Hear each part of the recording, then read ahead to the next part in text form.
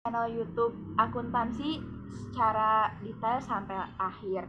Dan kami ucapkan terima kasih pula kepada teman-teman yang sudah memberikan pertanyaan di kolom komentar. Insya Allah pertanyaannya semua akan kami jawab pada diskusi kali ini.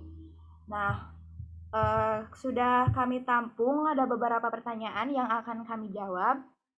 Yang pertama dari Lutfia yang akan dijawab oleh Saudara Sofia. Kepada Saudara Sofia kami persilahkan. Ya, terima kasih atas waktunya, moderator.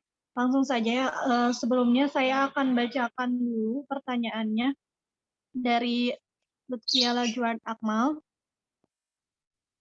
Sebelumnya, Lutfia sudah ada di room atau belum? Sudah. Untuk pertanyaannya ya, adakah pengaruh konstitusi negara lain terhadap konstitusi negara Indonesia? Jika ada, seperti apa contohnya?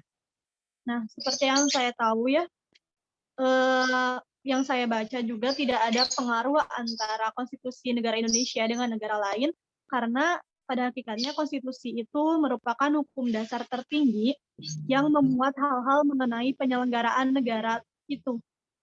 Nah, konstitusi itu pun bisa saja mengalami perubahan, karena perubahan itu terjadi apabila mekanisme penyelenggaraan negara yang diatur dalam konstitusi yang berlaku dirasa sudah tidak sesuai lagi dengan aspirasi rakyat, sehingga bisa saja mengalami perubahan. Jadi pada intinya tidak terjadi pengaruh antara konstitusi negara Indonesia dengan negara lain. Begitu. Apa jawabannya sudah cukup jelas untuk Saudara Lutfia? Sudah, terima kasih. Baik, terima kasih.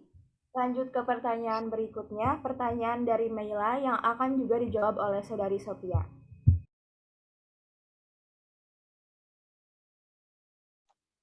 Ya, terima kasih atas waktunya. Sebelumnya juga Saudara Melgila sudah ada di room. Ada. Terima kasih. Sebelumnya saya bacakan terlebih dahulu untuk pertanyaannya. Nah, di sini pertanyaannya yakni mengenai yang saya tanyakan, bisakah kita hidup tanpa konstitusi seperti yang dimimpikan kaum anarki? Jika berkenan, bisakah memberikan contoh nyata dari kelompok atau negara yang hidup tanpa konstitusi, serta bagaimana kehidupan mereka berlangsung tanpa konstitusi yang dimaksud? Nah, menurut yang saya baca, anarkisme dan anarki ini banyak disalahpahami oleh orang-orang dalam teori politiknya. Karena yang Meila sebutkan di komentar itu kaum anarki menginginkan ketiadaannya peraturan. Nah, menurut saya yang saya tahu, kaum anarki ini tuh memang dianggap menginginkan kekacauan sosial serta kembali ke hukum rimba. Nah, pemahaman ini tuh salah paham karena sebenarnya kaum anarki ini itu menginginkan bahwa mereka itu tidak ingin adanya negara dengan salah seorang yang berkuasa. Tidak adanya kekuasaan dalam negara. Nah, jadi kesalahpahaman ini tuh munculnya sejak ada pemikiran bahwa pemerintah adalah hal yang perlu dan bahwa tanpa pemerintah akan terjadi kekacauan, ketidaktertiban, sehingga menjadi wajar dan logis bahwa anarki yang berarti ketiadaan pemerintah terdengar seperti ketiadaan peraturan. Karena sebenarnya kaum anarki tingkatan dalam bidang sosial, politik maupun ekonomi. Sehingga kaum anarki ini tujuannya itu bukan meniadakan peraturan, tapi meniadakan kekuasaan pada negara. Nah, untuk konstitusi tersendiri ya, hampir semua negara di dunia memiliki konstitusi. Namun memang ada negara yang dikategorikan tidak memiliki konstitusi secara tertulis. Namun bila kita merujuk pada pengertian konstitusi secara luas yang sudah dijelaskan dalam video, nah konstitusi itu tidak hanya yang tertulis saja, namun juga yang tidak tertulis. dua negara yang tidak memiliki konstitusi tertulis itu ada Inggris dan Kanada. Karena kedua negara tersebut aturan dasarnya tuh ada pada adat kebiasaan dan sudah tersebar di berbagai dokumen. Nah, jadi kesimpulannya tidak ada negara yang hidup tanpa konstitusi. Namun jikalaupun ada, mungkin negara itu akan mengalami kekacauan karena masyarakat-masyarakatnya akan hidup sesuai dengan keegoisan masing-masing. Lalu tujuan negara pun akan kecil kemungkinan tercapai karena tidak adanya persepsi yang sama antar individu di negara tersebut. Sekian dari saya, apa jawabannya sudah jelas? Udah. Makasih. Terima kasih juga. Saya kembalikan kepada moderator. Baik, terima kasih kepada Saudari Sophia dan juga kepada Saudari Rupiah dan Mela yang sudah memberikan pertanyaan. Lanjut kepada pertanyaan berikutnya dari Salsa yang akan dijawab oleh Saudari Nasa Tiara Haya. Kepada Saudari Nasa kami persilakan. Baik, terima kasih. Saudari Salsa sudah berada di ruangan? Sudah. Terima kasih. Sebelumnya saya akan membacakan pertanyaannya terlebih dahulu. Diciptakannya sesuatu itu pasti memiliki tujuan agar sesuatu itu bisa tercapai dan terwujudkan. Begitupun dengan menciptakan suatu konstitusi tidak lain karena memiliki beberapa tujuan yang harus dicapai atau diwujudkan. Dari tujuan konstitusi tersebut, apakah sudah terrealisasikan dalam kehidupan di negara kita? Apakah dengan hadirnya konstitusi ini telah banyak memberikan manfaat, kemudahan, dan solusi, atau bahkan malah sebaliknya bagi keberlangsungan hidup berbangsa dan bernegara? Dan menurut kalian, bagaimana situasi dan kondisi konstitusi saat ini di negara kita, Indonesia? Ketiga hukum konstitusi yang sudah dijelaskan pada video tersebut, sebelumnya semua terrealisasikan dalam kehidupan nyata di Indonesia. Apa bukti ketiga tujuan tersebut belum terrealisasikan? Contohnya dalam penegakan hak asasi manusia.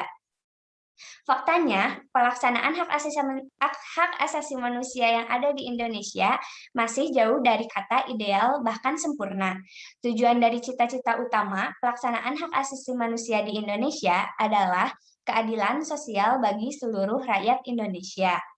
Namun masih saja sering terjadi pelanggaran hak asasi manusia yang dilakukan oleh masyarakat, bahkan pejabat negara, baik itu pelanggaran hak asasi manusia berjenis langsung seperti perampokan, pembunuhan, tindak asusila, dan lain sebagainya, maupun pelanggaran hak asasi manusia secara tidak langsung seperti korupsi, penyalahgunaan wewenang, ketidakadilan terhadap rakyat, dan lain sebagainya.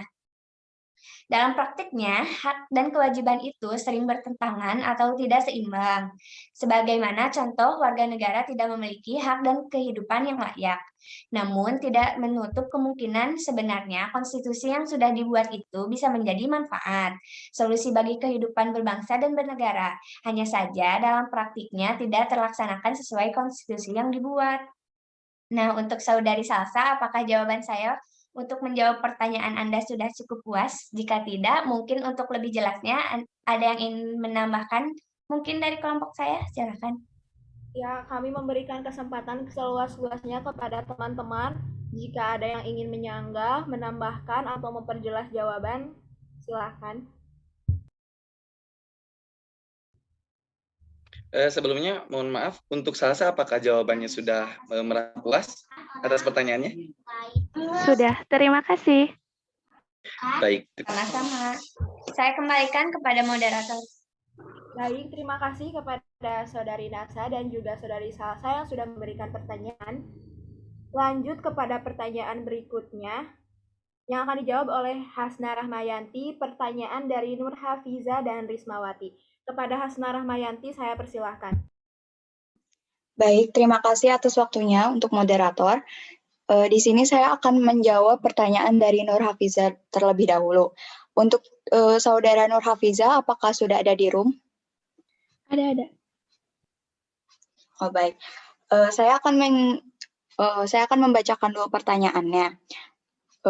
Yang ditanyakan adalah bagaimana bunyi pasal 27 ayat 1 tersebut Dan tolong jelaskan poin-poin mengapa pasal tersebut termasuk ke dalam pasal yang multitafsir.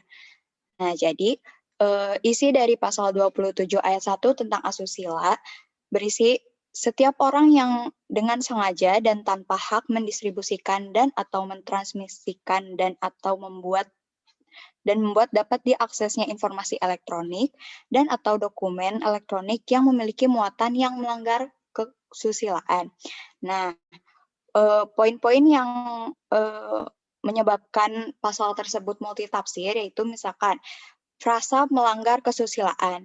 Itu tuh frasa tersebut dinilai memiliki konteks dan batasan yang tidak jelas sehingga harus diperjelas. Nah, dampaknya membuat pasal ini sering digunakan untuk menyerang kelompok yang seharusnya dilindungi.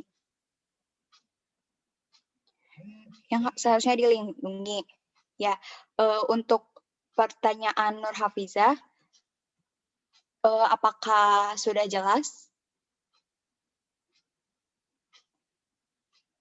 Apakah Boleh, jawabannya puas? boleh jika berkenan boleh berikan contohnya, contoh kasusnya gitu. Untuk Pihak yang contoh terlindungi kasus, yang saya persilahkan kepada rekan saya. Baik, terima kasih untuk kesempatannya Hasna untuk memberikan kesempatan saya untuk memberikan contoh kasus. Untuk Nur Hafizah ini sendiri terkait dengan pasal 27 ayat 1 Undang-Undang ITE, ini berkaitan dengan tindak asusila. Nah, dalam pasal ini seperti yang tadi Hasna telah sampaikan bahwa adanya ketidakjelasan atau tidak ada batasan terhadap subjeknya karena dalam isi pasal tersebut tidak ada subjek dari hukumnya. Misalkan tindak asusila menyebarkan video atau yang berkonten pornografi itu yang sebenarnya patut untuk dikenai hukum itu penyebarnya atau yang ada dalam videonya seperti itu. Nah, seperti kita tahu kasus artis berinisial G yang waktu itu sempat gencar-gencarnya video viral di Twitter dan juga sosial media lainnya. Nah, yang disorot oleh media dan hukum itu adalah korbannya, si artis berinisial G-nya, tetapi yang menyebarkannya itu bukan artis berinisial G kan ya. Nah, sedangkan yang menyebarkannya itu tidak disorot oleh media dan mungkin memang keterbatasan pengetahuan yang saya tahu bahwa tidak ada penindaklanjuti tentang penelusuran siapa sih yang sebenarnya menyebarkan si video dari artis berinisial G ini. Nah, padahal kalau misalnya kita tahu bahwa keterangan dari artis berinisial G ini itu dilandaskan atas rasa sama suka dan video tersebut dibuat dengan istilahnya ingin keinginan sendiri gitu, bukan dari untuk tujuan tertentu tetapi untuk disimpan untuk sendirinya.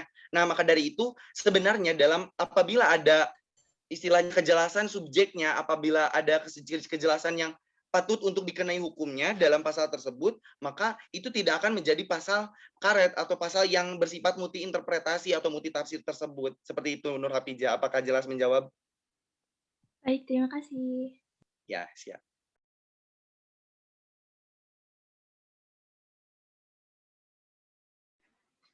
Baik, selanjutnya saya akan menjawab pertanyaan dari Rismawati. Sebelumnya, apakah Rismawati sudah ada di room? Hadir. Oh, baik.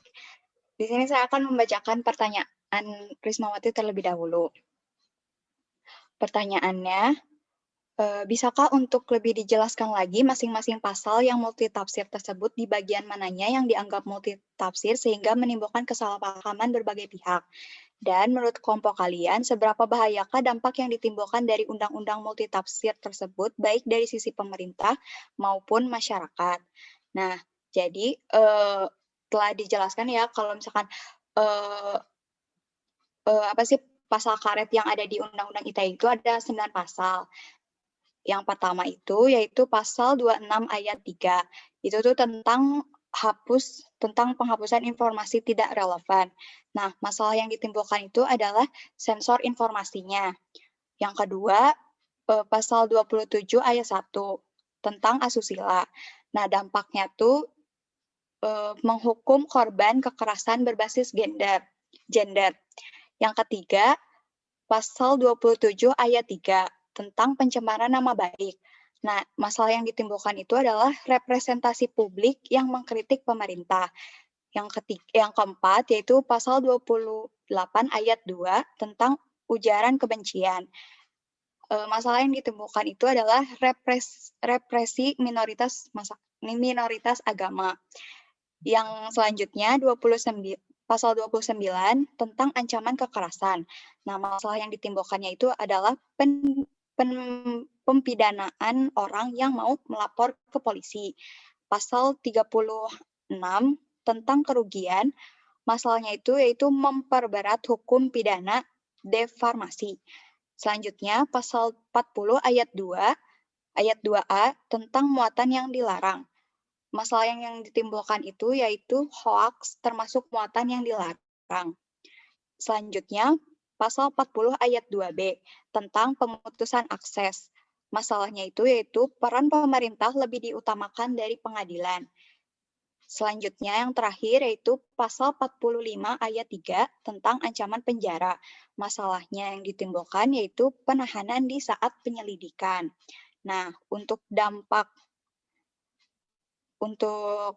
yang ditimbulkan, sebenarnya kami telah menjelaskan di video yang telah di-share kemarin. Jadi sangat bahaya sekali ya untuk Undang-Undang ITE ini karena akan menimbulkan kesalahpahaman dalam proses hukum. Karena adanya perbedaan penafsiran antara masing-masing penegak hukum, sehingga hal itu bisa saja membuat kesalahpahaman. Nah, untuk Rismawati, apakah jawaban saya telah cukup atau jika belum cukup bisa ditambahkan oleh rekan-rekan saya. Silakan bagi yang ingin menambahkan. Izin menambahkan. Nah, Iya, jadi begini, silakan, Saudara Hasna. untuk Rismawati, terima kasih atas pertanyaannya, dan bahkan bahwa yang ditanyakan oleh Rismawati tersebut sudah terjawab di video yang sebelumnya kita sebar gitu di YouTube dan juga di link-link yang telah kami sediakan, bahwa dampak dari munculnya pasal karet atau multi interpretasi dalam Undang-Undang ITE ini menyebabkan adanya kesalahan pada praktik hukumnya, sehingga nanti untuk pas praktik hukumnya nanti banyak pihak-pihak yang menjadi salah, baik itu korban yang nantinya bakal jadi tersangka, lalu penegak hukumnya yang nanti dicap sebagai salah, dan bahkan pembuat undang-undangnya pun ikut-ikutan gitu. Jadi istilahnya jadi bahan bualan masyarakat. Kenapa membuat undang-undang yang tidak jelas? Seperti itu, Risma. Dan ingin saya tegaskan lagi bahwa tadi kan sudah dijelaskan untuk pasal 27 ayat 1-nya. Bagaimana poin-poinnya? Mungkin ini sedikit tambahan dari saya mengenai pasal 27 ayat 3, yang sebenarnya pasal ini merupakan inti dari Undang-Undang ITE ini. Karena membatasi kebebasan bagi masyarakat untuk berekspresi di sosial media. Nah, untuk poin-poinnya akan saya jelaskan bahwa yang pertama, pasal tersebut dianggap multitafsir atau multi-interpretasi, akibatnya banyak disalahgunakan dan mengakibatkan ancaman bagi kebebasan berekspresi, yang seperti yang saya tadi katakan. Dan yang kedua, nah, ketidakjelasan yang tadi saya sampaikan dalam pertanyaan Nunu atau jawaban yang telah saya sampaikan, bahwa ketidakadaan jelasan subjek hukumnya. Nah, kalau misalnya kita lihat dalam pasal serupa dalam KUHP, barang siapa yang menghina orang lain, nah orang ini merupakan subjeknya. Tetapi dalam isi dari pasal 27 ayat 3, saya bacakan. Sebentar. Bahwa di sana itu tidak ada, istilahnya tidak ada orang atau misalkan subjek dari hukumnya. Maka dari itu, dalam penafsiran hukum ini, bisa saja bahwa yang dihina itu merupakan lambang, instansi, simbol-simbol, ataupun mungkin perusahaan-perusahaan karena ketidakadanya jelasan dari subjek hukum yang tertera dalam pasal 27 ayat 3 Undang-Undang ITE. Nah, bunyinya saya bunyikan bahwa dalam pasal Undang-Undang ITE tersebut, setiap orang dengan sengaja dan tanpa hak mendistribusikan dan atau mentransmisikan dan atau membuat dapat diaksesnya informasi elektronik dan atau dokumen elektronik yang memiliki muatan penghinaan dan atau pencemaran nama baik. Nah, pertama, tidak ada subjek hukumnya. Pencemaran nama baik terhadap siapa? Terhadap orang lain, terhadap simbol-simbol, terhadap instansi, terhadap pemerintah, itu tidak ada. Lalu, penghinaan seperti macam apa?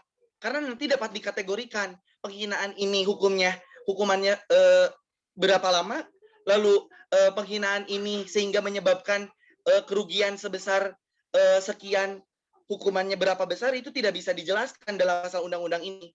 Nah, jika dilihat dalam pasal serupa dalam Kitab Undang-Undang Haluan Pidana atau KUHP, nah seperti yang saya tadi katakan bahwa kalau misalkan kita lihat dalam pasal serupa, barang siapa yang menghina orang lain, nah orang lain tersebut merupakan subjek.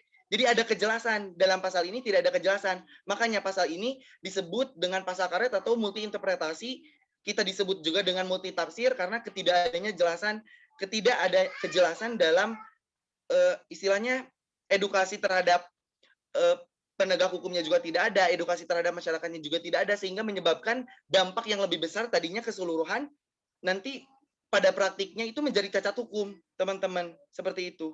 Mungkin ada yang mau ditambahkan atau disanggah dari teman-teman? Bagaimana teman-teman? Apakah ada yang ingin menambahkan, menyanggah, ataupun memperjelas dari kelompok 1, misalnya kelompok 3 dan seterusnya? Apakah sudah cukup? Bagaimana Rismawati, apakah sudah cukup untuk penjelasannya? Udah cukup ya, terima kasih. Baik, terima kasih kepada Rismawati, Hasna Rahmayanti, dan juga Saudara Hasbia Sidiki yang sudah memperjelas jawaban. Nah, lanjut ke pertanyaan berikutnya yang akan dijawab oleh saya sendiri. Pertanyaan dari Fadila. Apakah Fadila sudah ada di room? Sudah. Baik. Nah, pertanyaannya, menurut Safornin Lohman, ada 3 unsur yang terdapat dalam konstitusi. Salah satunya konstitusi sebagai perwujudan perjanjian masyarakat. Menurut pengertian ini, konstitusi-konstitusi yang ada merupakan hasil atau konklusi dari persepakatan masyarakat untuk membina negara dan pemerintahan yang akan mengatur mereka. Bagaimana jika konstitusi yang dibuat oleh pemerintah itu sendiri dikecam bahkan tidak disetujui oleh masyarakat? Contohnya, saat ramai halayak berdemonstrasi mengenai Undang-Undang Omnibus Law. Apa pendapat kalian mengenai hal tersebut dan berikan solusinya? Benar itu pertanyaannya? Nah, untuk menjawab pertanyaan ini, saya ingin mengajak teman-teman untuk berbicara sedikit mengenai Undang-Undang Omnibus Law. Di sini saya fokus pada pasal-pasal kontroversial bab 4 RUU Cipta Kerja Omnibus Law. Kalian bisa akses ini di Instagram @bemfebunsil, mereka memposting hal ini. Yang pertama, pasal 88C, dihilangkannya upah minimum kota atau kabupaten diganti dengan upah minimum provinsi. Kemudian pasal 92 dirubah mengenai cuti melahirkan dihapus. Pasal 93 ayat 1 dirubah tentang cuti khusus haid, nikah, dan lain-lain. Pasal 78 dirubah, waktu kerja lembur bertambah menjadi 4 jam dalam 1 hari dan 18 jam dalam 1 minggu. Pasal 59 dihapus, dapat mengakibatkan kontrak kerja seumur hidup. Pasal 64 dan 65 dihapus. Dipermudahnya akses outsourcing akan semakin lepasnya hukum di perlindungan, kepastian, dan keamanan kerja semakin jauh. Pasal 95 ayat 2 dirubah, jadi tidak ada sanksi bagi pengusaha yang terlambat bayar upah atau melakukan sanksi pidana. Pasal 160 ayat 5 dihilangkan, pengusaha bisa langsung menentukan kontrak kerja atau PHK sebelum 6 bulan dinyatakan bersalah oleh pengadilan. Nah, dalam hal ini saya mengutip dari postingan Instagram @fatur, seorang presma yang sudah demisioner. Beliau menjelaskan tentang hal ini. UU Omnibus Law di samping pembahasannya yang tidak melibatkan buruh secara substantif dan penghapusan sanksi pidana pada pengusaha. 2 hal yang harus menjadi perhatian dalam hal ini adalah pekerja yang dirugikan dan ancaman bagi lingkungan. Jadi, tidak heran jika RUU ini disebut aturan celaka karena alih-alih menciptakan lapangan pekerjaan justru malah memberikan ancaman bagi para pekerja. Ada banyak hak pekerja yang dihapuskan seperti mudahnya pekerja untuk di PHK, dihapuskannya cuti haid, cuti melahirkan, serta ditiadakannya pesangon dan upah minimum. Aturan ini memandang buruh sebagai alat produksi, bukan sebagai manusia yang seharusnya dimuliakan. Jadi dalam RUU ini, para buruh, para pekerja itu ya dianggap hanya pekerja saja sebagai alat produksi dan mengesampingkan kenyataan bahwa mereka juga manusia yang patutnya dimuliakan. Mengapa demikian? Karena kita bisa lihat seperti pasal-pasal yang saya sebutkan di atas tadi, ada dihapuskannya cuti melahirkan, haid, dan lain-lain.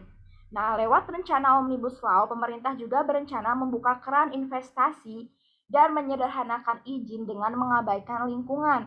Salah satunya ditunjukkan melalui rencana penghapusan AMDAL dan IMB dari syarat proyek. Nah, dalam aturan ini, pemerintah mengganti AMDAL dengan RDTR atau Rencana Detail Tata Ruang, tetapi hal ini sebenarnya bukanlah solusi. Karena AMDAL merupakan analisis dan informasi tentang dampak penting meliputi alamiah, kimia, fisik, biologi, sosial, ekonomi, budaya, hingga kesehatan masyarakat, sedangkan RDTR hanya rencana terperinci atas tata ruang sebuah wilayah. Nah, melalui RUU ini sebenarnya kalau misalnya berbicara tentang investasi, mungkin pemerintah memang akan dianggap diuntungkan dalam hal ekonomi pada hari ini. Tetapi pemerintah sangatlah mengesampingkan masalah lingkungan. Nah, dengan dimudahkannya para investor untuk berinvestasi di negara ini, memungkinkan banyak sekali sektor-sektor usaha di negara ini yang akan dikuasai oleh negara asing. Sehingga kemungkinan nilai GDP akan lebih besar dari nilai GNP. Nah, artinya sektor usaha asing di dalam negeri itu lebih banyak dibandingkan penghasilan kita dari luar negeri. Nah, justru hal ini itu jika kita bayangkan, apabila terus berlanjut, negara ini tuh tidak akan maju gitu, bakal ada di situ-situ aja, bakal jadi negara berkembang aja gitu. Memang banyak investor asing yang berinvestasi karena syarat yang lebih mudah, tetapi sebenarnya ini itu malah tidak menjadikan Indonesia menjadi negara maju. Nah, pendapat kami dalam hal ini, ketika ada undang-undang yang mungkin dikecam oleh masyarakat, sebenarnya itu merupakan hal yang wajar-wajar saja ya. Karena mungkin saja ketika ketika pemerintah menyusun undang-undang ini, mungkin akan menguntungkan suatu pihak, tetapi juga akan dianggap merugikan pihak lain. Nah, pihak-pihak yang dirugikan ini sangatlah wajar untuk istilahnya mengajukan keberatan gitu. Nah, untuk solusi dalam menangani hal atau kasus seperti ini, khususnya dalam kasus Omnibus Law, yang pertama, mengajukan permohonan pengujian baik secara formil ataupun material ke Mahkamah Konstitusi. Kemudian yang kedua, meminta Presiden mengeluarkan peraturan pemerintah pengganti undang-undang untuk membatalkan Undang-Undang Cipta Kerja. Nah, bukankah peraturan itu dibuat harusnya untuk kepentingan bersama? Nah, maka ketika mungkin ada pihak-pihak yang keberatan, ya itu memang wajar-wajar saja dan memang ada tata cara khususnya seperti yang tadi saya katakan untuk menangani hal seperti ini itu pertama mengajukan permohonan pengujian baik formil ataupun material ke MK, kemudian ya pemerintah atau presiden mengeluarkan peraturan pengganti undang-undang. Jadi ya seperti itu. Jadi tidak menutup kemungkinan kalau misalnya sebuah rancangan undang-undang itu dikecam atau tidak disetujui oleh masyarakat. Dan solusinya adalah seperti itu. Jadi masyarakat yang merasa keberatan yang mengajukan keberatan tersebut kepada MK. Bagaimana Saudara Fadila? Apakah sudah cukup dengan jawabannya atau mungkin ada teman-teman lain?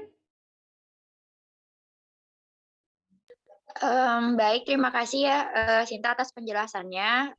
Saya cukup sudah mengerti tentang substansi dari Omnibus Law sendiri yang telah banyak hal yang diperdebatkan. Namun di sini kita bisa ambil garis benangnya kenapa kalau misalnya suatu konstitusi itu akan menimbulkan suatu masalah atau misalnya kecaman dari berbagai masyarakat, dari berbagai lapisan masyarakat karena memang pada saat pembuatannya, perancangannya tidak diikutsertakan pada subjek-subjek yang sedang mereka rancang gitu undang-undangnya. Ya seperti yang tadi Sinta katakan, tidak ada substansi atau pihak-pihak buruh yang menjadi perwakilan seperti itu. Mungkin ini akan menjadi PR bagi Indonesia untuk kedepannya karena memang masalah-masalah tentang konstitusi ini itu krusial sekali dan setiap tahun, setiap masa jabatan presiden selalu ada saja. Terima kasih kepada kelompok 2 yang telah memaparkan materi ini dengan cukup baik.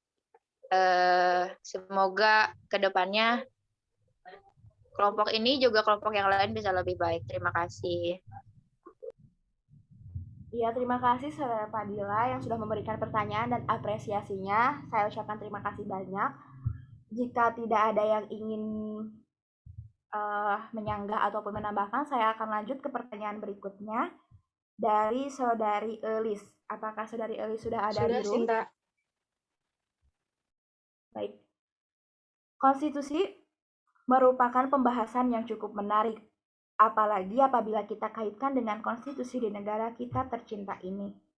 Saya sangat antusias dengan materi yang sudah dibahas sebelumnya. Saya mau minta pendapat dari teman-teman. Menurut kalian, pelanggaran terhadap konstitusi itu boleh dilakukan atau tidak pada masa pemerintahan era reformasi saat ini dengan tujuan untuk kepentingan rakyat? Berhubung ada sebuah teori dalam buku karya Ismail Suni yang berjudul Pergeseran Kekuasaan Eksekutif yang membahas mengenai diperbolehkannya konstitusi dilanggar untuk kepentingan rakyat. Bagaimana pandangan kalian mengenai teori tersebut? Adakah pelanggaran konstitusi yang telah dilakukan di Indonesia, khususnya pada saat pandemi COVID-19, dan apa pengaruhnya terhadap kekuatan konstitusi di Indonesia? Benar itu pertanyaannya? Ya, betul sekali. Nah, sebenarnya sudah ada banyak pelanggaran konstitusi di negara kita tercinta ini, seperti saya kutip dari kompas.com yang dibicarakan oleh Pak Mahfud. Sebentar. Nah, contoh pelanggaran yang dilakukan Presiden Soekarno yang mengeluarkan dekret presiden untuk penghapusan konstituante hasil pemilu dan memberlakukan Undang-Undang Dasar 1945 itu merupakan pelanggaran konstitusi yang luar biasa, tetapi pada saat itu Bung Karno menyatakan, saya melakukan ini untuk menyelamatkan rakyat.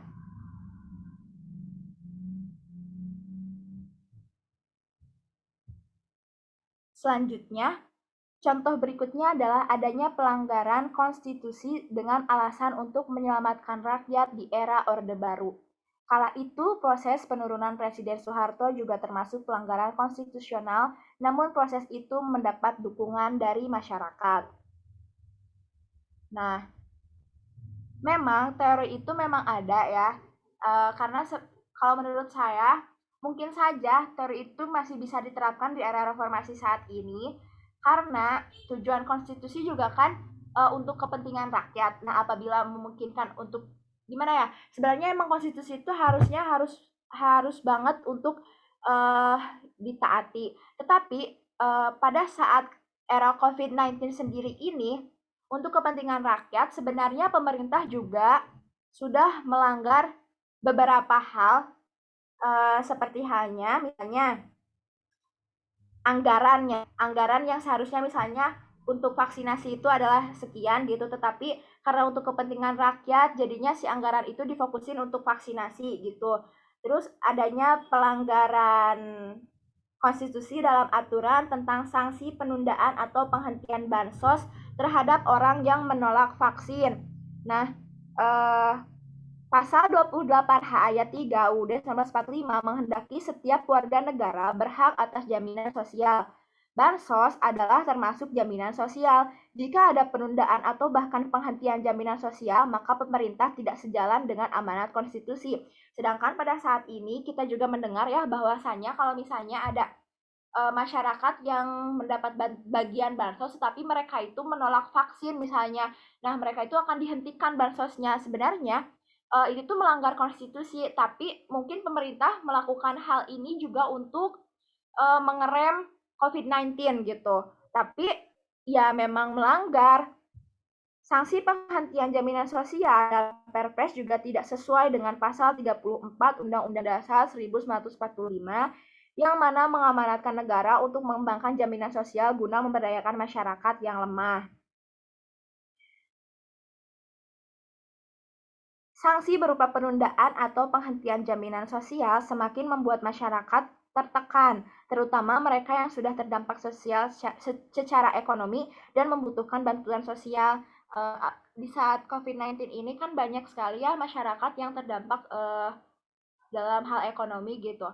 Nah, tapi pas ada vaksin, terus pemerintah itu malah jadi kalau misalnya kalian nolak vaksin, jadi si bantuan bansos ini bakal ditunda atau bahkan dihilangkan. Padahal mereka ini sebenarnya sangat membutuhkan gitu karena keadaan ekonomi juga sudah tertekan. Nah, ini tuh sangat bertentangan dengan konstitusi karena bansos juga merupakan hak mereka gitu. Nah, selain hal ini ada juga hal-hal lain pada saat penanganan COVID-19 ini yang melanggar hak asasi manusia yang tercatat. Yang pertama, hak atas standar kesehatan tertinggi. Pada pertengahan bulan Maret 2020, melalui pembukaan kanal pengaduan publik terkait kualitas pelayanan kesehatan yang berkaitan dengan penanganan COVID-19 melalui Rumah Sakit Rujukan COVID-19, menemukan bahwa berbagai rumah sakit rujukan memiliki sejumlah permasalahan seperti akses informasi yang minim, kekurangan tenaga medis, kekurangan sarana dan prasarana penunjang pelayanan kesehatan, dan tidak ada prosedur khusus untuk pasien yang ingin melakukan tes COVID-19. Sementara layanan bagi masyarakat untuk mendapatkan layanan tes PCR masih minim karena masih terbatasnya penyelenggaraan dan akses yang tersedia. Prinsip dasar terhadap pemenuhan hak atas kesehatan berdasarkan General Command Nomor 14 Tahun 2000, negara wajib memerhatikan ketersediaan, aksesibilitas, penerimaan, dan kualitas atas layanan kesehatan kepada masyarakat. Kesiapan dan penanganan yang minim dari negara berdampak pada tidak terkontrolnya angka penyebaran, penularan, serta penanganan COVID-19. Nah, yang pertama kan hak atas standar kesehatan yang tertinggi itu dilanggar. Kemudian hak atas informasi. Dalam konteks penanganan pandemi, informasi yang valid, terpercaya, dan terus diperbaharui mengenai situasi pandemi serta penanganannya wajib dipenuhi dan diberikan kepada publik tanpa terkecuali. Hal itu sangat penting karena di tengah ketiadaan vaksin, keselamatan warga tergantung pada informasi tentang upaya pencegahan dan pengendalian perilaku individu. Namun, pada awal penyebaran COVID-19, pemerintah justru melakukan hal yang sebaliknya. Keterlibatan Badan Intelijen Negara melalui operasi senyap, penyampaian informasi yang tidak utuh, penyangkalan dan inkonsistensi pernyataan dan informasi para elit politik dan pejabat negara terhadap kerentanan dan penanganan kedaruratan COVID-19 di Indonesia justru memperburuk krisis dan menimbulkan ketidakpastian, ketidakjelasan penanganan krisis. Informasi mengenai sebaran daerah merah yang menyulitkan tidak hanya publik tapi juga pemerintah daerah untuk mengambil tindakan pencegahan yang efektif dan memadai. Nah, ketertutupan dan penyangkalan atas informasi justru telah memberikan sinyal dan arah yang keliru untuk publik, menurunkan kewaspadaan yang bisa berakibat pada perluasan penularan wabah dan memperparah bencana. Nah, informasi yang tidak terbuka ini bertolak belakang dengan kewajiban menyampaikan informasi dari sejumlah peraturan seperti pasal 154, 155 Undang-Undang Nomor 36 Tahun 2009 tentang Kesehatan dan juga pasal 9 Nomor 14 Tahun 2008. Kemudian ada juga hak-hak lain yang dilanggar seperti hak atas kebebasan berekspresi, hak berkumpul, dan hak lainnya. Tapi jika Anda bertanya apa pengaruhnya terhadap kekuatan konstitusi di Indonesia, nah memang kan seperti yang tadi saya sebutkan sebenarnya masih ada hal-hal lain, tapi saya takut waktunya tidak cukup. Memang ada banyak sekali pelanggaran terhadap konstitusi saat penanganan COVID-19, tapi ini kan untuk kepentingan rakyat, benar-benar untuk kepentingan rakyat seperti saatnya misalnya PSBB nih, dilakukan pembubaran, sebenarnya kan mereka itu punya hak untuk berkumpul, tetapi mereka dibubarkan gitu. Nah, tetapi hal ini itu tidak menjadikan konstitusi di Indonesia itu menjadi lemah, tidak. Jadi pengaruhnya terhadap kekuatan konstitusi di Indonesia, saya rasa ya konstitusi tetaplah konstitusi, tidak menjadi melemah begitu, Saudara Elis, yang mungkin yang bisa saya jawab. Bagaimana? Oke, terima kasih untuk penjelasannya. Sangat luar biasa, sangat lengkap sekali. Mungkin dari paparan yang sudah dipaparkan sebelumnya, saya bisa mengambil kesimpulan bahwasannya konstitusi itu bisa dikatakan sifatnya dinamis. Jadi untuk penerapannya itu menyesuaikan dengan situasi dan kondisi yang ada di negara tersebut ya. Dan sering dilanggar karena itu diperbolehkan selama tujuan utamanya untuk kepentingan rakyat. Mungkin begitu ya kesimpulannya. Iya, jadi poin utamanya memang untuk kepentingan rakyat. Terima kasih kepada Saudari Elis yang sudah memberikan pertanyaan yang sangat luar biasa. Lanjut saja, untuk mengefektifkan waktu, saya lanjut ke pertanyaan berikutnya yang akan dijawab oleh Saudara Hasbi. Kepada Saudara Hasbi, saya persilakan. Oke, baik. Terima kasih Saudara Sinta yang telah menyempatkan saya untuk menjawab pertanyaan dari Bung Grediansyah. Untuk pertanyaan dari Bung Grediansyah, beliau bertanya bahwa apakah dengan revisinya Undang-Undang ITE ini akan menjamin bahwa nanti ada penerapan penegakan dari Undang-Undang ITE ini oleh aparat penegak, tidak akan salah langkah lagi. Masyarakat merasa bahwa Undang-Undang ITE ini bermasalah, sedangkan pihak yang pro Undang-Undang ITE sempat menyampaikan bahwa dalam penerapannya lah yang bermasalah. Jadi seakan-akan aparat penegaklah yang harus lebih selektif. Nah, sebentar. Aduh, keluar pertanyaannya.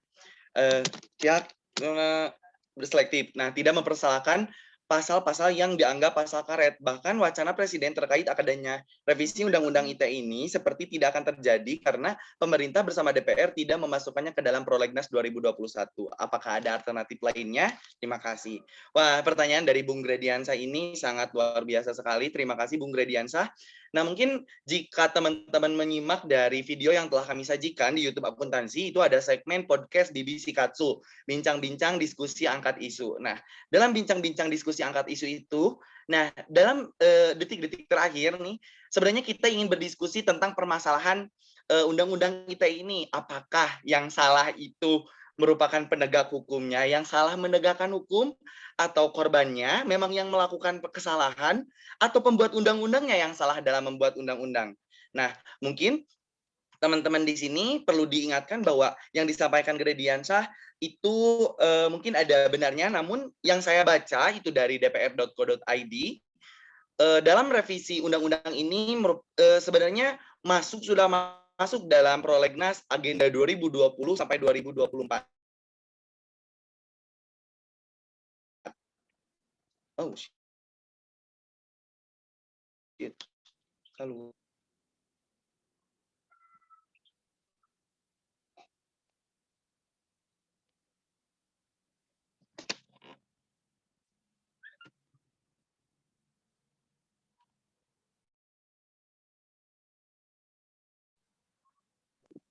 Oke, baik. Izinkan saya untuk masuk dulu ya. Walaupun Mas Hasbi sedang ada tenis. Bisa didengar suara saya? Bisa terdengar. Bisa, Pak. Oke, karena waktu sudah sangat mepet ya. Mungkin masih ada pertanyaan ya? Coba ya, wakil kelompok 2. Itu pertanyaan yang terakhir Pak dari Grediansyah. Itu pertanyaan terakhir. Oke, Hasbinya sudah gabung lagi belum? Hasbinya. Mohon maaf, kendala jaringan Hasbinya, Pak. Oh ya, nggak apa-apa. Oke, kalau begitu ini saya mau tanya dulu ya. Apakah teman-teman semua di sini setelah jam kedua berarti ya? halo, assalamualaikum. Oke, Hasbi nggak apa-apa. Bapak ambil alih dulu.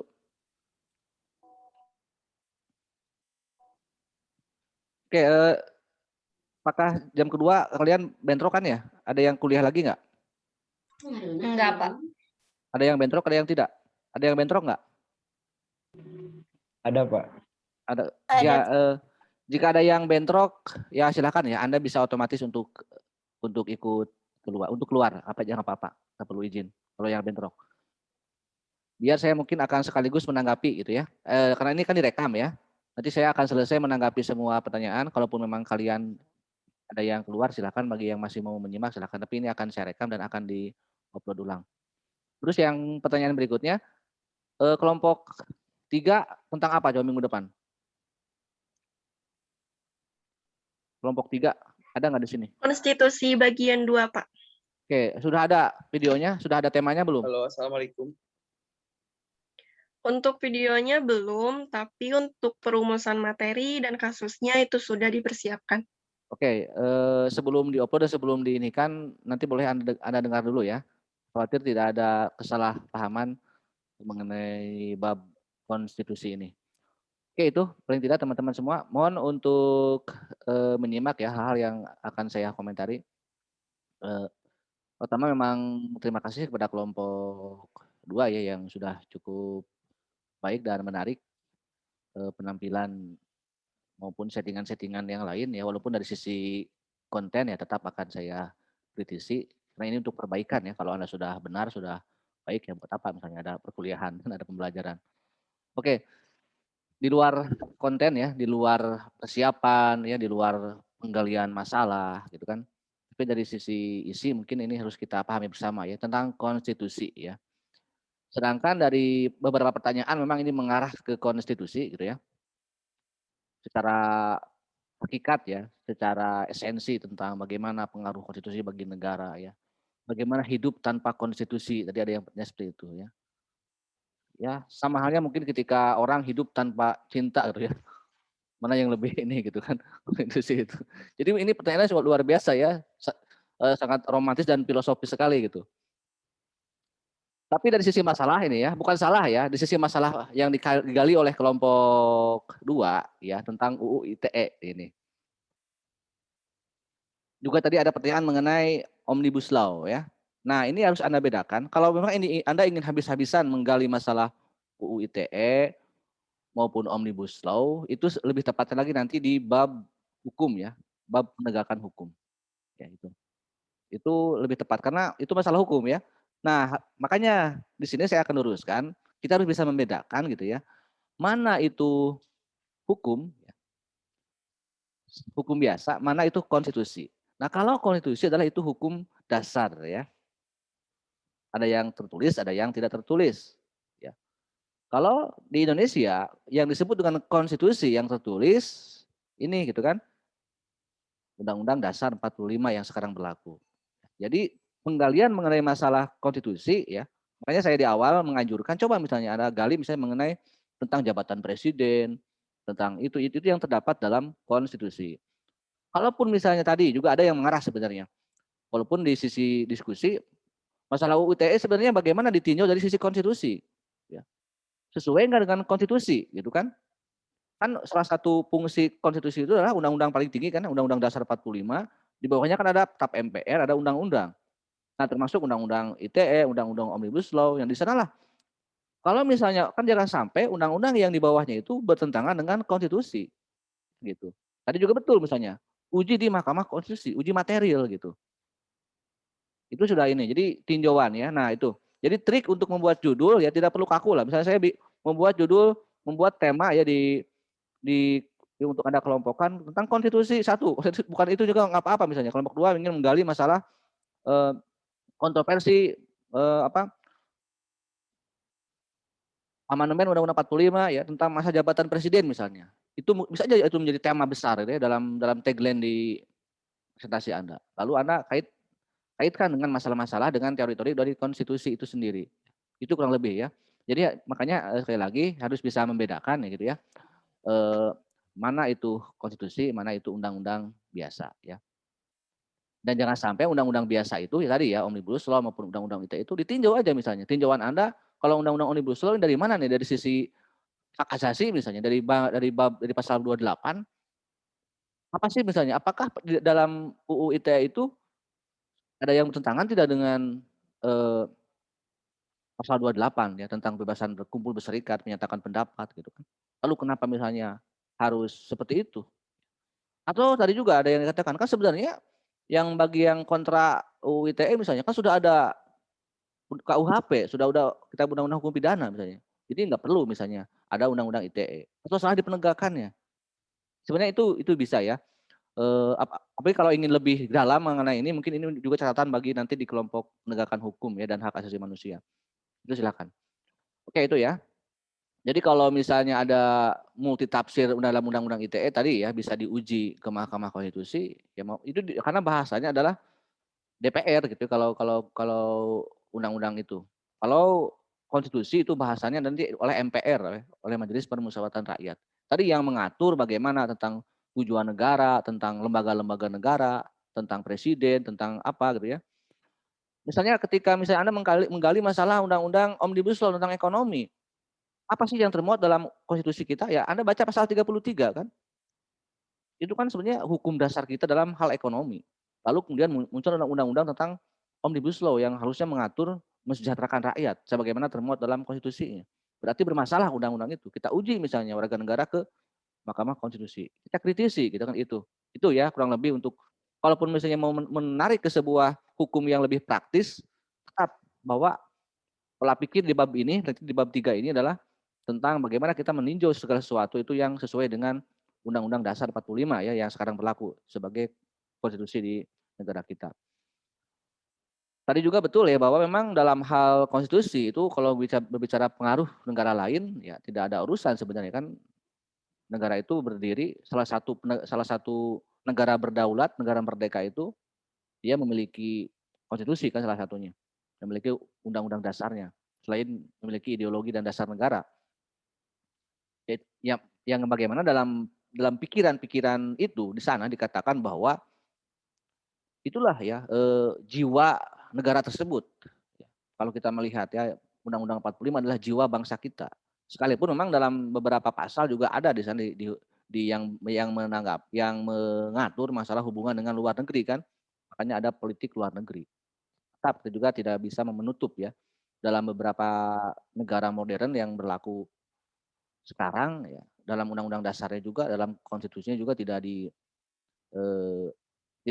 rigid ya karena memang mereka juga sadar ada dalam kehidupan yang global, ada kehidupan internasional, ada mahkamah internasional dan sebagainya. Karena akan bersinggungan dengan negara lain juga ya. Nah ini kan jadi bahasan kita nanti di bab negara, warga negara dan sebagainya ya kalau berkaitan dengan politik luar negeri dan sebagainya. Jadi kalau misalnya masalah konstitusi ya di dalam era modern ini tentunya pasti bahwa setiap negara itu memiliki konstitusi. Walaupun memang ada yang tertulis, ada yang tak tertulis. Tadi mencontohkan Inggris ya, mencontohkan Kanada. Mungkin bagi negara-negara tersebut ya, buat apa misalnya ada undang-undang tertulis, ya. Ada hak, ada sesuatu yang ditulis tapi sering diingkari gitu ya. Lebih baik ya punya komitmen gitu kan, punya komitmen yang sudah melekat. Nah itu sudah menjadi jiwa ya. Mungkin bagi mereka yang namanya hukum negara itu tidak perlu tertulis. Kecuali mungkin hukum-hukum di bawahnya. Kalau hukum-hukum mengatur pidana, perdata itu pasti tertulis ya semuanya pun. Tapi kalau berbicara hukum dasarnya, di kita pun kan tidak semuanya juga diatur secara tertulis ya di Indonesia itu. Bukan hanya Undang-Undang 45, ada juga yang tak tertulisnya tentang kebiasaan-kebiasaan dalam kehidupan ketatanegaraan. Di istana, misalnya di gedung MPR, di gedung DPR itu adalah di sana juga berlaku hukum dasar yang tak tertulis ya. Cara menerima tamu, cara menerima kehormatan dari negara lain itu kan juga ada kebiasaan-kebiasaan yang sudah berlaku ya. Itu yang tak tertulis. Kayak tadi ya, jadi berkaitan dengan masalah undang-undang yang praktis tadi UTE maupun Omnibus Law itu bisa digali lagi di bab penegakan hukum ya. Walaupun sekarang Anda bahas kita teliti gitu kan. Kita tarik ke masalah hukum dasar negara kita. Sesuai enggak? Kalau memang tidak sesuai berarti itu bertentangan dengan konstitusi undang-undang itu. Boleh untuk dibatalkan ya. Boleh keseluruhan undang-undangnya atau beberapa pasal yang dianggap tidak sesuai dengan konstitusi. Makanya ada lembaga yang mengatur itu kan Mahkamah Konstitusi ya. Itu. Kemudian ya jika masyarakat ya tadi juga ya kalau berbicara masyarakat karena memang ada wakil rakyat ya sebenarnya harusnya ketika kita punya DPR ya, yang mengatur nanti undang-undang dan MPR yang mengatur undang-undang dasar ya kalau berbicara aturan dan semuanya wakil rakyat berarti semuanya mereka itu bawahan kita. Bawahan rakyat ya. Kan kalau misalnya ada presiden, ada wakil presiden ya. Mana yang lebih tinggi jabatannya? Ya, pasti presiden kan gitu ya. Ada menteri, ada wakil menteri. Ada dekan, ada wakil dekan, ada rektor, ada wakil rektor. Nah sekarang juga ada rakyat, berarti ada wakil rakyat. Berarti bawahan kita, itu kan sebenarnya harus seperti itu. Kemudian berkaitan dengan masalah anggaran ya. Makanya tolong nanti bab 2 kalau belum mengkaji nanti paparkan juga ya kelompok 2 bab konstitusi tentang kita ini walaupun sekarang yang berlaku Undang-Undang 45 hasil amandemen ya. Ternyata kalau kita lihat di dalam sejarah Indonesia itu ada beberapa konstitusi yang pernah berlaku di Indonesia, bukan hanya Undang-Undang 45 ya. Ada Undang-Undang RIS, ada UUD 50 dan juga kaji misalnya mengenai bagaimana bisa berganti dari Undang-Undang 45 ke RIS, dari RIS ke UUDS kembali lagi ke Undang-Undang 45. Itu juga boleh dikaji ya. Dan bagaimana tadi ya, ternyata gitu ya, yang namanya kan tadi berbicara hukum Omnibus Law, berbicara hukum ITE ya, undang-undang di bawahnya. Berbicara undang-undang dasar saja, berbicara konstitusi saja, dalam sejarah Indonesia itu sudah banyak dilanggar oleh penguasa ya. Soekarno itu jelas ya. Jelas Soekarno itu melanggar undang-undang dasar ya dengan membubarkan konstituante. Saya udah habis di bab Pancasila udah saya uraikan sebenarnya, tapi boleh diperdalam lagi ya. Jadi nyaris selama Soekarno berkuasa selama 25 tahun itu Soekarno itu di Orde Lama tidak sama sekali tidak sesuai dengan konstitusi. Padahal adanya konstitusi itu adalah untuk membatasi kekuasaan. Tapi demi kekuasaan Soekarno bisa ya hidup tanpa konstitusi kalau Anda katakan tadi. Jadi tadi misalnya masalah pelanggaran konstitusi itu bukan teori sebenarnya, itu sudah praktek gitu kan. Praktek yang dilakukan oleh penguasa di Indonesia. Soekarno tuh sudah melanggar undang-undang dasar. Tadi betul demi saat itu memang demi kepentingan rakyat ya. Karena kalau misalnya kita kaku dengan undang-undang dasar karena kondisi negara sedang nyaris chaos ya di era 60-an 59 itu, ya mau tidak mau Soekarno hidup berkuasa tanpa konstitusi ya. Hidup tanpa konstitusi tadi Anda bilang ya. Tapi Soekarno tidak hidup tanpa cinta karena banyak istrinya gitu kan saat itu. Oke. Soeharto bagaimana ya kalau Soeharto lebih unik lagi gitu. Ternyata ketika Soekarno jelas-jelas melanggar undang-undang dasar, kalau Soeharto lebih unik. Soeharto sebenarnya dari kenapa dia bisa lebih lama dari Soekarno 32 tahun, tapi kalau dilihat Soeharto tidak melanggar undang-undang dasar. Karena Soeharto menafsirkan undang-undang dasar, yang tidak salah kan itu. 5 tahun dipilih lagi, 5 tahun dipilih lagi, 5 tahun dipilih lagi. Itu kan. Dan berkali-kali. Makanya adanya amandemen itu sebenarnya untuk membatasi kekuasaan biar tidak ada ya kasus seperti Soekarno, kasus seperti Soeharto kan gitu ya. Jadi sebenarnya gitu. Jadi walaupun sekarang berbicara kalau tadi bagaimana dengan keadaan sekarang ya. Dengan keadaan sekarang ya kita menggunakan undang-undang dasar yang hasil amandemen ya. Di tengah misalnya apakah yang salahnya undang-undang dasarnya atau yang salahnya penegakannya, ini sebenarnya menjadi bahasan kita ya. Apakah penegakannya dalam menafsirkan undang-undang dasar dalam bentuk kebijakan pemerintah, kebijakan negara, ya, atau melaksanakan yang lainnya. Ini yang menjadi galian kita misalnya. Tiba-tiba misalnya ada isu tentang masa jabatan presiden yang ingin ditambah lagi. Itu juga harus kita kritisi juga kan gitu. Karena salah satu adanya reformasi dengan mengamandemen Undang-Undang 45 adalah untuk membatasi kekuasaan. Karena kalau kita menggunakan Undang-Undang dasar yang asli tanpa amandemen, seperti Soeharto gitu kan, bisa berkuasa secara abadi ya dengan berulang kali terpilih tanpa pelanggaran dari konstitusi kan gitu. Sekarang pun kalau nanti misalnya Pak Jokowi dapat mencalonkan lagi untuk yang ketiga kalinya, kalau memang MPR sekarang mau merubahnya, itu bisa aja gitu kan. Itu bisa saja. Nanti Pak Jokowi juga akan menjadi diktator yang formal, yang legal ya. Karena diatur oleh undang-undang dasarnya. Apalagi kalau Anda lihat, kenapa kita harus waspada. Kalau yang setuju silahkan, kalau yang tidak juga nggak apa-apa gitu kan. Tapi yang saya ingatkan, tujuan adanya amandemen Undang-Undang 45 itu untuk membatasi. Kenapa ini juga harus waspada akan adanya perubahan yang baru? Sekarang itu kalau mau ini kekuatan politik pemerintahan di MPR ya. Kalau kita bicara Undang-Undang Dasar ya, yang bisa mengatur Undang-Undang Dasar atau konstitusi adalah lembaganya MPR. Dan sekarang 85% MPR itu adalah nyaris pendukung penguasa. Dia mau menambah Pak Jokowi misalnya mau 3 periode, mau diangkat ke Jokowi seumur hidup juga nggak masalah kalau memang mau gitu kan. Kalau bicara kekuatan politik ya, makanya nyaris semua partai-partai yang oposisi kan dipreteli ya supaya masuk ke istana. Memang demi kepentingan rakyat dalam bahasanya, tapi kan kita juga harus curiga ya. Jadi tugas warga negara itu untuk curiga pada penguasa, karena mereka lah yang harusnya mengemban amanah konstitusi ya, dan kita yang mengawasi gitu kan. Jadi pada intinya konstitusi itu sebenarnya untuk mengatur kehidupan lembaga-lembaga negara ya, bukan untuk mengatur kita. Mengatur DPR, MPR kan coba aja lihat di dalam pasal-pasal Undang-Undang 45 kan, tentang DPR, MPR, Presiden, Mahkamah Konstitusi, KY, Mahkamah Agung, jadi lembaga-lembaga tinggi negara. Untuk apa mereka itu diatur dalam Undang-Undang Dasar, dalam konstitusi, untuk membuat sebuah kebijakan yang adil ke kita dalam bentuk undang-undang yang di bawahnya tadi. ITE, apakah Omnibus Law dan tentang kesehatan, tentang ekonomi, tentang politik, tentang demokrasi, tentang pendidikan. Itu ya, jadi salah satu sekarang kalau bicara masalah nih ya, kalau Anda mau menggali ya nanti kelompok ini sebenarnya banyak hal yang belum saya sampaikan tentang konstitusi, perlu pendalaman lagi gitu ya.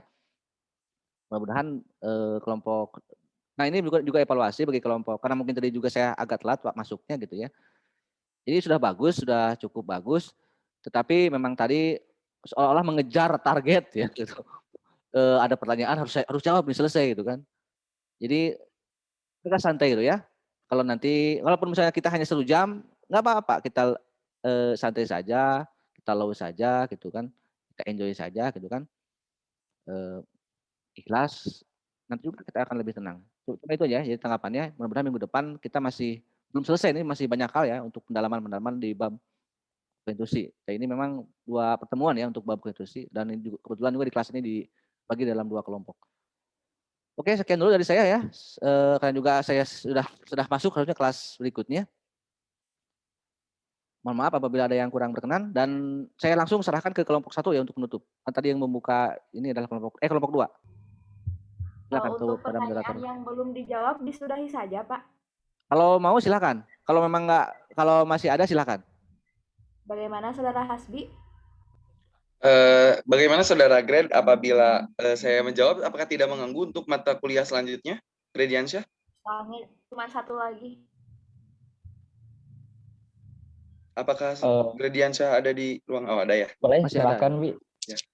Sebenarnya tadi sempat disinggung oleh Bapak. Terima kasih ya untuk Bapak dan juga rekan-rekan yang telah bersedia masih stay di ruangan ini untuk mendengarkan dan juga berdiskusi bersama. Nah, sebenarnya yang jadi titik permasalahan Undang-Undang ITE ini terhadap pelaksanaannya yang melanggar kebebasan untuk masyarakat Indonesia yang sudah diatur dalam undang-undang yang sebagai konstitusi kita gitu.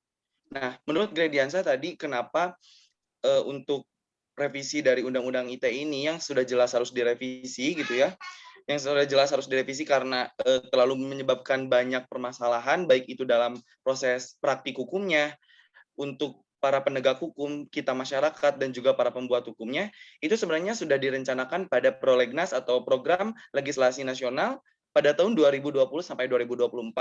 Dan Diki, yaitu Ketua Komisi 3 DPR RI, menyebutkan bahwa pada saat itu ini harus menjadi prioritas di Prolegnas tahun 2021 karena urgensi mengancam si kedudukan konstitusi kita supaya nanti masyarakat tidak beranggapan bahwa negara membatasi masyarakat untuk bersuara. Seperti yang tadi dikatakan bahwa jikalau pasal 27 ayat 3 tadi yang dipermasalahkan ketika kebebasan kita untuk bersuara di publik, untuk dari sisi demokrasinya sendiri yang sudah menjadi aturan dalam Konstitusi Undang-Undang Negara Republik Indonesia tahun 1945.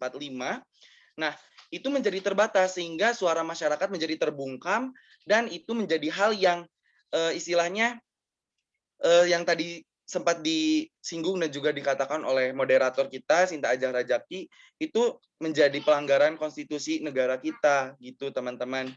Dan untuk pelaksanaannya mungkin mengenai apa yang akan kita diskusikan, sebenarnya apa sih yang salah, apakah memang undang-undangnya yang salah dan undang-undang tersebut yang kurang tepat gitu, apakah penegak hukumnya yang kurang edukasi atau masyarakatnya yang memang melakukan kesalahan. Nah, itu merupakan sebuah permasalahan yang ditarik oleh kelompok kami, dan menurut kelompok kami menawarkan solusi bila jika memang revisi undang-undang ini tidak dilakukan atau mungkin tidak dilaksanakan karena keterbatasan bagi para petinggi negara kita, para wakil rakyat kita untuk melakukannya, maka solusi yang kita tawarkan adalah lakukanlah edukasi terhadap penegak hukum, terhadap masyarakat, agar tidak kembali terjadi kesalahpahaman dan juga muncul permasalahan-permasalahan yang nanti akan menjadi lebih besar lagi. Apalagi mengancam kedudukan konstitusi kita di negara tercinta ini. Nah, jadi solusinya yang kami tawarkan adalah melakukan edukasi gitu.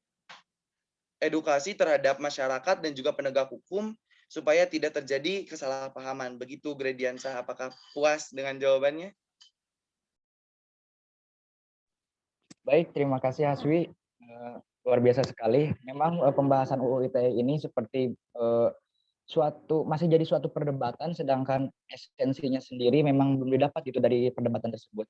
Mungkin Hasbi untuk menambah wawasan juga, saya ingin bertanya kembali terkait UU ITE itu.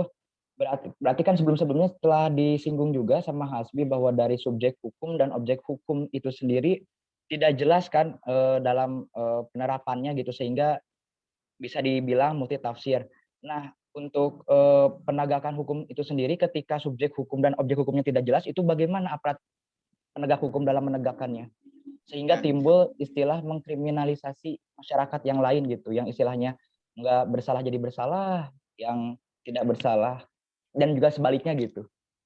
Nah, iya baik, terima kasih Grediansyah. Nah, tadi kan sudah dijelaskan bahwa ketidakadanya jelasan bagi subjek hukumnya itu sendiri, mengapa? Karena nanti akan, jadi orang-orang yang meskipun beliau adalah korban maupun tersangka akan mengajukan delik ajuan terhadap laporan atas pencemaran nama baik. Nah, misalkan ya, si A itu mencemarkan nama baik terhadap seseorang. Atau misalkan, jangan gitu deh, contohnya misalkan si A itu dirasa telah tercemar nama baiknya oleh seseorang, dan yang melaporkannya itu bukan A tapi B. Si B ini melaporkan atas nama si A. Nah, karena tidak adanya subjek hukum, jadi si B ini bisa ikut di proses hukum padahal bukan yang terlibat dalam kejadian pencemaran nama baik tersebut. Nah, hal tersebutlah yang perlu direvisi dan perlu diedukasi bagi masyarakat luas dan juga para penegak hukum supaya nanti tidak terjadi kesalahan nanti pas delik ajuan laporan seperti itu. Nah, mengenai istilahnya tadi Bung Gred mengatakan mengenai apa tadi, mohon diulangi Gred, saya kurang menangkap. Yang bagian mananya Hasbi? Yang tadi, yang bagian mengapa katanya apa tadi? Nah, sehingga timbul istilah mengkriminalisasi masyarakat gitu. Karena kan subjek hukum dan objek hukumnya itu tidak jelas. Nah, jadi apa yang dijadikan acuan gitu bagi penegak hukum dalam menjalankan atau menerapkan UU ITE tersebut gitu? Ya, terima kasih. Jikalau teman-teman suka menonton diskusi bersama Mata Najwa, di sana dengan judul Kritik Menjadi Intrik itu ada seorang pakar hukum, saya lupa lagi namanya, mohon maaf. Nah, beliau menyebutkan bahwa dari kasus 2015 sampai dengan 2020 mengenai pencemaran nama baik itu terjadi saling adu laporan. Nah, ini yang menjadi titik permasalahannya karena ketidakjelasan subjek hukumnya. Sehingga saling adu satu sama lain. Nah, penegak hukum, nah tadi dampaknya itu untuk menghindari terjadinya salah keputusan yang istilahnya menguntungkan ke pihak-pihak tertentu. Nah, dari kasus 2015 sampai 2017, 2015 sampai 2020 terdapat 251 kasus, yang diantaranya 74 kasus tersebut 30%-nya itu yang melaporkan adalah pihak pejabat sendiri, pejabat pemerintah, sedangkan pihak pejabat pemerintah tersebut kan sudah halayak wajar apabila mendapatkan kritik dari masyarakat. Karena apabila masyarakat tidak mengkritik gitu, tidak ada tim oposisi dari pihak masyarakat, apabila kebijakan yang ditawarkan oleh pihak pemerintah tidak dikritik oleh masyarakat dan bersifat itu merugikan, maka tidak akan terjadi demokrasi itu sendiri. Suara masyarakat akan terbungkam dan tidak tersampaikan. Seperti itu. Mungkin jawaban dari saya Gradiansyah. Aduh. Oke, boleh saya Baik, Hasbi. meluruskan ya. Sekali lagi ya, kalau Anda ingin masih penasaran mengenai hal ini, boleh nanti Anda dibahas lagi di bab penegakan hukum ya, gitu. Tapi mungkin juga karena sudah terlanjur Anda berdiskusi mengenai masalah Undang-Undang ITE yang itu kan dimulai dari tahun 2008 ya. Berarti sudah ada 2 presiden yang menerapkan Undang-Undang ITE ini, yaitu Pak SBY dan Pak Jokowi. Dari tadi mungkin juga menegaskan dari informasi dari Hasbi, porsinya mungkin porsi adanya Undang-Undang ITE ini mulai banyak mendapatkan korban adanya undang-undang ini adalah di masa pemerintahan sekarang ya dari 2015 ke sini. Dan memang kebanyakan tadi ya yang bahasa tadi mungkin kriminalisasi, sekalipun memang banyak dibantah oleh pihak istana ya, pihak penguasa sekarang, tapi memang mau tidak mau ini fakta juga banyak terjadi juga sebenarnya gitu kan. Bahwa memang mereka yang menjadi korban Undang-Undang ITE itu adalah kelompok yang dari oposisi ya, kelompok yang mengkritik pemerintah atau teman-temannya pemerintah. Mungkin ya kalau dari selebriti yang pernah kena undang-undang ITE adalah Ahmad Dhani ya gitu. Kalau tokoh-tokoh politik lain itu sudah banyak yang mungkin tidak terhitung. Sebaliknya jika ada misalnya ini juga fakta yang memang harus geli juga ya. Jika misalkan yang dilaporkannya dan yang dilaporkannya tokoh-tokoh atau orang-orang yang pro kepada penguasa ya dan yang melaporkannya sebaliknya juga kan berarti oposisinya itu banyak yang tidak diproses. Tadi juga betul ya memang ini sebenarnya untuk apa? Padahal memang udah kan kita tinjau dari undang-undang dasarnya atau tinjau kita sudah punya tadi ya kalau bicara masalah pencemaran nama baik sudah termuat juga dalam KUHP. Maka nanti Anda bisa gali lagi nanti ya di bab berikutnya. Di Pak saya juga tidak bukan berarti tidak bisa aja lah zaman Pak SBY juga mungkin bukan berarti tidak ada hukum yang atas intervensi politik ya. Mungkin yang salah satu yang pernah kena zaman Pak SBY walaupun bukan urusan politik ya. Tahun 2010-an itu salah satu artis yang banyak difitnah itu mirip saya. Ariel ya ketika kasus Ariel itu juga salah satunya selain undang-undang aksi pornografi ya. Nah juga kena undang-undang. Juga dari sisi logika hukum tidak masuk akal ya. Dia sendiri mana mungkin kan gitu ya sebagai pelaku, sebagai orang yang di dalam video itu masa dia sendiri yang menyebarkan dan dia sendiri yang bersalah. Tapi ya itu juga yang itulah yang namanya hukum. Nanti juga saya juga banyak lah hal-hal yang berkaitan dengan masalah hukum karena ini hidup kita di tengah negara hukum.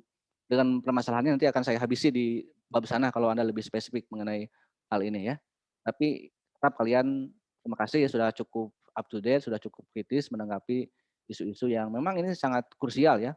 Karena kalau levelnya mahasiswa ya kita berbicara hal-hal yang besar ya. Berpikir tentang hal-hal yang tentang kemaslahatan bersama ya. Bukan lagi berpikir mengenai hal-hal yang bersifat tidak penting ya, hal-hal kecil ya, masalah-masalah sekitar pribadi atau apa itu hal-hal di luar bukan tidak boleh ya, tapi kalau kita di ruang diskusi di ruang ilmiah saya sangat senang ya ternyata memang ada generasi yang bisa berpikir untuk berbicara hal-hal yang besar. Oke, cukup dulu mungkin karena masih ada bab lain yang memperdalam kelompok lain juga nanti yang memperdalam bab konstitusi. Silakan untuk ditutup oleh kelompok 2 ya. Tutup dan simpulkan aja. Baik, alhamdulillahirrabbilalamin. Presentasi dari kelompok kami sudah selesai. Kami mengucapkan terima kasih kepada rekan-rekan yang sudah berpartisipasi melalui pertanyaan-pertanyaan yang dikirimkan lewat kolom komentar. Dikarenakan waktu yang sudah habis, mohon maaf atas segala kekurangan dan kesalahan dari kelompok kami. Semoga ilmu yang kita dapat menjadi ilmu yang bermanfaat. Saya Sinta Azahra Zaki mewakili teman-teman saya, pamit undur diri. Billahi taufiq wal hidayah. Wassalamualaikum warahmatullahi wabarakatuh. Waalaikumsalam warahmatullahi wabarakatuh. Terima kasih teman-teman. Jangan lupa dengarkan kembali podcast BBC Katsu. Yang sudah ada bukti screenshot boleh dikirimkan ke saya ya. Yang ada mengirimkan bukti screenshot perkuliahan dikirim di grup WA sebagai bukti perkuliahan kita. Saya tunggu. Oke, saya juga pamit ya. Terima kasih semuanya. Sampai jumpa lagi dengan saya Rizky Bilar minggu depan. Assalamualaikum warahmatullahi wabarakatuh. Terima kasih Bapak. Jazakallah. Waalaikumsalam warahmatullahi wabarakatuh.